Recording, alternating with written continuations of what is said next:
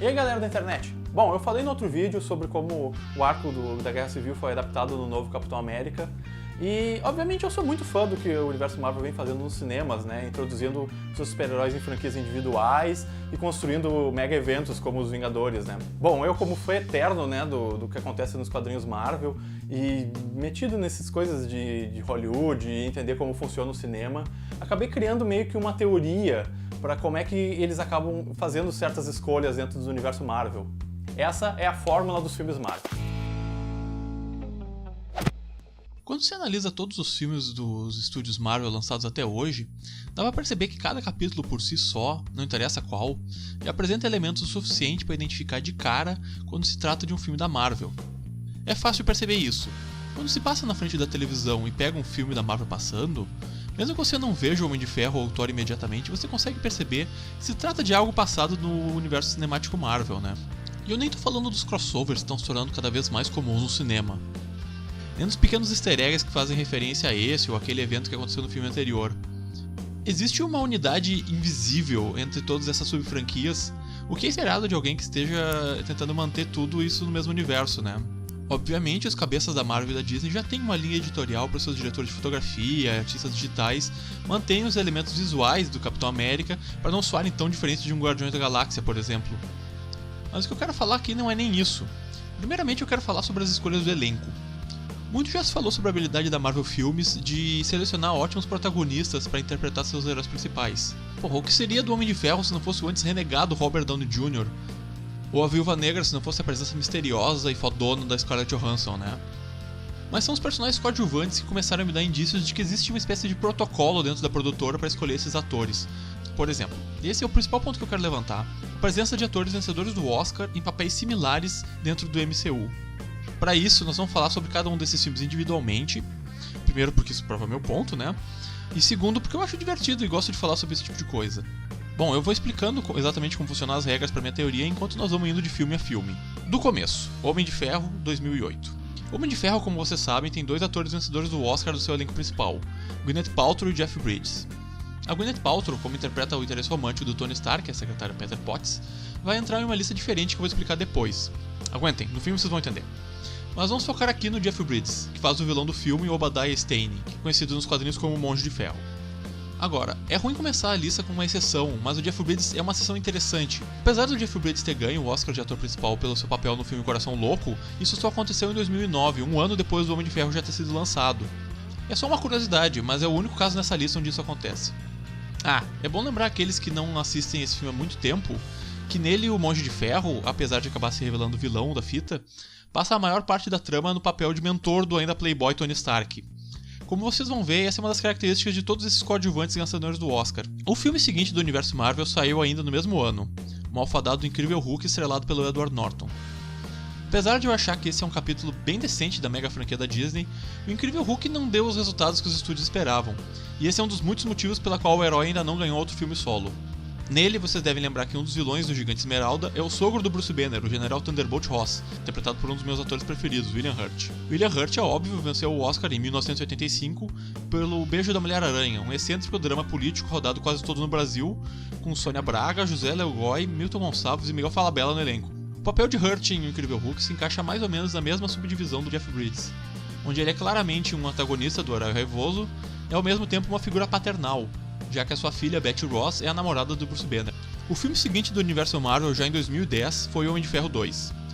Com Homem de Ferro 2 eu vou deixar o prêmio de exceção que comprova a regra, porque a cadeira de ator vencedor do Oscar no papel de mentor / antagonista acaba ficando meio vaga. Claro que tem pelo menos 3 coadjuvantes indicados à estatueta, Don Cheadle, Mickey Rourke e Samuel L. Jackson, mas nenhum deles ganhou, então eu não vou forçar a barra. Minha teoria com esse aqui é que até então ainda não estava bem sedimentada quais seriam as regras dentro da própria Marvel pro casting de seus filmes, e esse acabou fugindo um pouco da minha teoria. Mas aguardem, que no final vocês vão acabar relevando o Homem de Ferro 2, pelo menos eu espero. No ano seguinte, 2011, a Marvel começou sua caminhada a passos rápidos em direção aos Vingadores com Thor. Nesse não tem nem discussão, né? A figura paternal do Odin, interpretado pelo Anthony Hopkins, é um dos principais elementos de conflito da trama, incendiando a disputa entre os irmãos Thor e Loki. Anthony Hopkins ganhou o Oscar em 1992 pelo papel de Hannibal Lecter no meu filme preferido, O Silêncio dos Inocentes. Naquele mesmo ano veio a primeira do que seria a mais bem sucedida trilogia do universo Marvel até agora, Capitão América, o Primeiro Vingador. Enquanto aprendemos sobre a transformação do raquítico Steve Rogers no bandeiroso herói, conhecemos o contato do exército no projeto Super Soldado, o General Chester Phillips, vivido por Tommy Lee Jones, que acabou como seu superior durante a Segunda Guerra. O ator venceu como coadjuvante em 1993 pelo filme Fugitivo. 2012 seria o ano em que o universo Marvel cravaria para sempre o seu pé na cultura atual com o mega sucesso Os Vingadores. É difícil para mim impor esse tipo de regra, mas a verdade é que a franquia Os Vingadores não funciona exatamente como os outros filmes quando se trata dessa teoria. Não tem nenhum ator de tanto prestígio assim em uma posição de senioridade nos filmes do Joss Whedon. E a explicação é meio que óbvia, não tem espaço. Com 7 membros principais para explorar e desenvolver, mais o vilão Loki e uma penca de personagens pequenos, acaba não sobrando espaço para colocar o Odin ou o General Ross em pequenas pontas, que acaba funcionando melhor pro filme.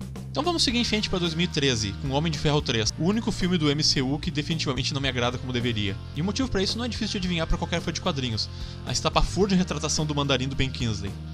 Apesar de ao longo do filme ele acabar se mostrando somente um ator enviado pela comissão de turismo, como diria o Chapolin para distrair o Homem de Ferro, o personagem é apresentado tanto no trailer quanto nos cartazes e todo o material principal como o grande antagonista da história, e isso sem dúvida o coloca nessa lista. Sir Ben Kingsley ganhou o Oscar em 1983 pela sua interpretação de Gandhi. Em seguida, Thor, O Mundo Sombrio, Anthony Hopkins como Odin, mais fácil do que nunca. Em 2014 veio o Capitão América, O Soldado Invernal, até hoje um dos mais aclamados títulos do estúdio. Na trama, Steve Rogers descobre uma célula da maléfica organização Hydra dentro da SHIELD, enquanto precisa deter um misterioso soldado invernal, que se revela ser o antigo sidekick, Bucky Barnes. No comando dos vilões infiltrados está o diretor Alexander Pierce, interpretado por ninguém menos que Robert Redford. Redford ganhou o Oscar não como ator, mas como diretor do drama Gente como Agente de 1980, além de uma estatueta honorária por sua contribuição nas duas áreas em 2002. Ainda em 2014 veio o inusitado sucesso espacial de Guardiões da Galáxia. A escolha óbvia para preencher a vaga de mentor inimigo vencedor do Oscar seria Glenn Close, que interpreta a líder da Tropa Nova em Xandar. Mas, por incrível que pareça, a academia ainda não concedeu estatuetas para atriz, apesar de todas suas 6 indicações, e a culpa é toda da Meryl Streep. Tomando seu lugar, com alguns movimentos de mão a mais, está o curioso colecionador do Benício Del Toro. Del Toro ganhou como coadjuvante em 2002, por Traffic. De 2015 temos a sequência do mega sucesso Os Vingadores, a Era de Ultron, que introduziu ainda mais heróis nas linhas de frente dos Vingadores, mas nenhum premiado pela academia. Dentro da margem de erro, o filme seguinte naquele ano foi Homem-Formiga. A trama do longa conta a jornada do ladrão Scott Lang até se tornar o minúsculo herói do título, Providenciando todo o equipamento necessário ao personagem de Paul Rudd, está o Homem-Formiga original dos quadrinhos, Dr. Hank Pym, interpretado por Michael Douglas. Michael Douglas venceu o Oscar de melhor ator em 1987, por Wall Street, além do prêmio de melhor filme que ele ganhou pela produção de Um Estranho no Ninho, em 1975. Então chegamos a 2016, com esse filme que ainda está no cinema, Capitão América Guerra Civil. Com suas mega lutas de 17 super-heróis ao mesmo tempo, o papel que merece entrar nessa lista é muito menos importante. Em seu retorno ao papel após 8 anos, William Hurt retorna como General Ross, agora intitulado Secretário de Estado, destinado a controlar os danos causados pelos Vingadores. Muito mais um antagonista, e de certa forma um superior do Stark, ele acaba se encaixando exatamente onde eu preciso dele na minha teoria. Ponto pra mim. Avançando pro futuro, em novembro desse ano, chega nos cinemas o primeiro filme a lidar com o aspecto mágico do universo Marvel, Doutor Estranho. Como sabemos dos quadrinhos, o personagem a ser vivido pelo Benedict Cumberbatch passará por uma grande jornada até se tornar o Feiticeiro Supremo. Isso inclui ser treinado pelo Ancião, que nessa versão será uma mulher, Tilda Swinton, o que está causando bastante revolta entre os fãs. Tilda Swinton venceu como atriz coadjuvante em 2007 por Conduta de Risco. E já que estamos seguindo adiante, vamos falar um pouco dos próximos anos. Em 2017, ano que vem, chega a segunda aventura espacial da Marvel, na pele dos Guardiões da Galáxia do James Gunn. E esperamos com força que, com isso, vejamos de novo o esquisitíssimo retorno do Benício Del Toro como colecionador, uma das melhores coisas do primeiro filme. Ou eles poderiam dar o Oscar para Glenn Close até lá. Um dos dois. Também em 2017 chega a aguardada estreia do Homem-Aranha no universo Marvel. Como já vimos na Guerra Civil, o herói interpretado pelo Tom Holland terá como mentora uma versão muito mais jovem da Tia May, Marisa Tomei, que já estava revivendo seus momentos de Só Você ao lado de Robert Downey Jr. e deve fazer novamente aqui. Marisa Tomei venceu o Oscar de atriz coadjuvante por Meu Primo Vini, de 1993. Para 2018 está previsto o terceiro filme do Deus de Asgard, Thor Ragnarok, com o quase certo retorno de Anthony Hopkins como Odin, tentando retomar o trono roubado pelo seu filho adotivo Loki. Mesmo que isso não seja garantido, já temos uma substituta à altura. Kate Blanchett está confirmada como a vilã do filme. Kate Blanchett já ganhou 2 vezes, como coadjuvante em 2005 por O Aviador e em 2014 por Blue Jasmine. Bom, eu vou parar por aqui, mesmo sabendo que ainda existem mais 5 ou 6 filmes programados na agenda da Marvel. De repente um dia nós podemos falar mais sobre eles. Mas no fim esse vídeo ficou muito mais comprido do que eu podia esperar e você já deve estar por aqui com a minha voz. Só pra resumir, o que eu acho que significa isso tudo? Pra mim é bastante óbvio, é uma estratégia de mercado. Baseado nos resultados que os estúdios por trás desses filmes obtiveram lá com o primeiro Homem de Ferro, os produtores acabaram definindo que, para lucrar com a familiaridade que os espectadores têm ao ver os do universo Marvel, eles precisavam seguir certas regras. Nesse caso, uma delas é ter um personagem reconhecido como mentor ou vilão do protagonista. Muitas vezes os dois, que o público é mais atraído ao cinema se esse personagem for interpretado por um veterano vencedor do Oscar. Isso faz sentido? Não sei, na cabeça dos estúdios faz, não me perguntem. Bom, pra você que ainda acha que isso tudo é uma grande produção de barra da minha parte, né, encontrando esses elementos em todos os filmes que acabam formando essa grande fórmula dos filmes Marvel, eu ainda pretendo fazer outros vídeos abordando outros tópicos, como a similaridade entre os plots de todos esses filmes e o casting das namoradas dos heróis, que também é um indicativo bem interessante de como funciona Hollywood. Mas fique ligado no canal, eu quero abordar esse assunto mais vezes. E não esqueça de curtir a nossa página, se inscrever, comentar e o vídeo é de vocês que sabem. Falou!